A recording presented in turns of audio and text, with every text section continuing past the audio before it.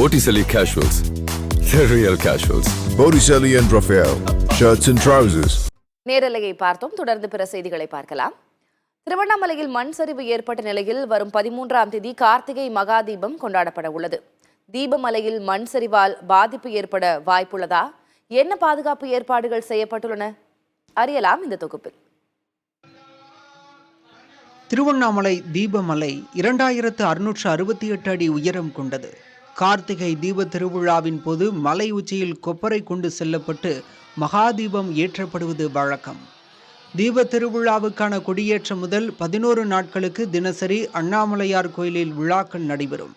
தற்போது திருவண்ணாமலை மலையில் 3 இடங்களில் மண் சரிவுகள் ஏற்பட்டுள்ளன. இதனால் தீப திருவிழாவில் எதுவும் மாற்றங்கள் இருக்குமா என்ற கேள்விகள் எழுந்துள்ளன.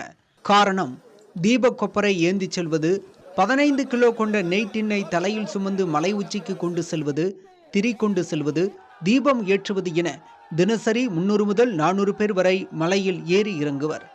தீப திருநாளில் சுமார் 2000 பேருக்கு மலையில் ஏற அனுமதி வழங்கப்படும். ஆதார் அடையாள அட்டையுடன் அனுமதி கோருவோருக்கு மட்டுமே மலையேற அனுமதி வழங்கப்படும்.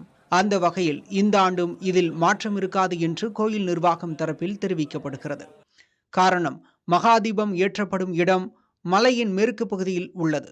மலையின் வடக்கு பகுதி வழியாக மக்கள் ஏறி செல்வது வழக்கம். மண் சரிவுகள் நடந்த இடமோ தெற்கு பகுதியில் உள்ளது. 7 பேரின் உயிரை பறித்த மண் சரிவு ஏற்பட்ட இடம் கோயிலின் கிரிவல பாதையில் கணக்கிட்டால் சுமார் 1 கிலோமீட்டர் தொலைவு இருக்கிறது. 2வது மண் சரிவு ஏற்பட்ட இடம் 600 மீட்டர் தொலைவில் இருக்கிறது. 3வது மண் சரிவு ஏற்பட்ட இடமோ சுமார் 1/2 கிலோமீட்டர் தொலைவில் இருக்கிறது.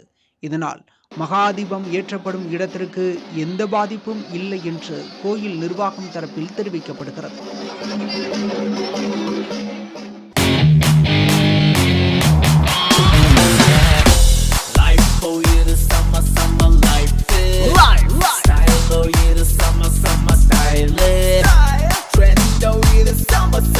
Botticelli Casuals. The real casuals. Botticelli and Raphael. Shirts and trousers.